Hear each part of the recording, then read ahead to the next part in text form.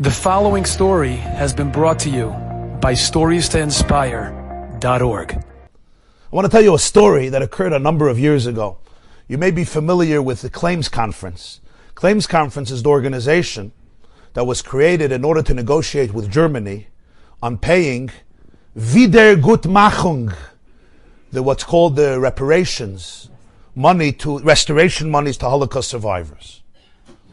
There was a big debate in Israel between Ben Gurion and Begin if Israel in the early 50s should take the money that Germany offered to build a state.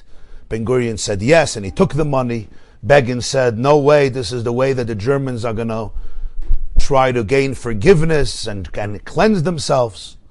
And throughout the years there was a debate, but in reality, Holocaust survivors, some of your own families, received large sums of money of Jews who suffered under German tyranny during the Second World War, and there's an organization called Claims Conference. A number of years ago, there was a Jew who was a survivor, and you would fill out papers and documents and show what you had and what your family had, and if your family owned houses, buildings, factories, manufacturing companies. Some Jews, as you know, did amazingly well before the war in Germany and Austria and in the countries of Eastern Europe. There was one Jew who falsified documents about real estate that his ancestors owned in Eastern Europe and Germany before the Holocaust. And in lieu of that, he received astronomical amounts of money from the German government. The problem is, they caught him. They investigated, they felt something was suspicious, they caught him. And they arrested this Jew. One of the leaders of the Claims Conference was a Jew. Some of you may have known him. I knew him. His name was Rabbi Besser. Chatzkel Besser from 84th Street. The book, The Rabbi of 84th Street in Manhattan. Huh? On the west side of Manhattan. He was a journalist. No, he wasn't a journalist, but his idol is Willie Besser is his grandson. From Mishpacha, yeah. Srili is his grandson. His son, Reb Shlomo from Passaic, his son. Reb Chatzkel Besser was a very, very special person. I knew him. He was chairman of Agudah Yisrael. He came from Radomske Hasidim.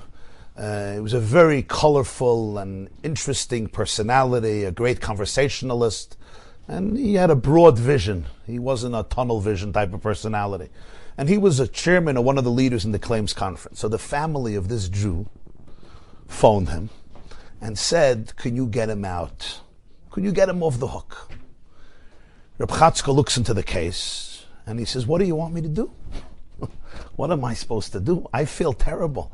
But this man really fabricated documents and he lied. I mean, something really illegal happened here. I'm no big fan of the German government, but what am I supposed to do? They said, we don't know. Can you help? Well, he was having a breakfast with the German foreign minister a few days later. So he said, you know what? He'll see what he can do. They sat, they spoke about whatever they spoke about, and he brought up the case of this person. And he said, he's a Holocaust survivor, and he went through so much trauma, and he lost his family, and he said, I understand, and he deserves the money, and much more money, but, he did lie, and he did fabricate all these documents.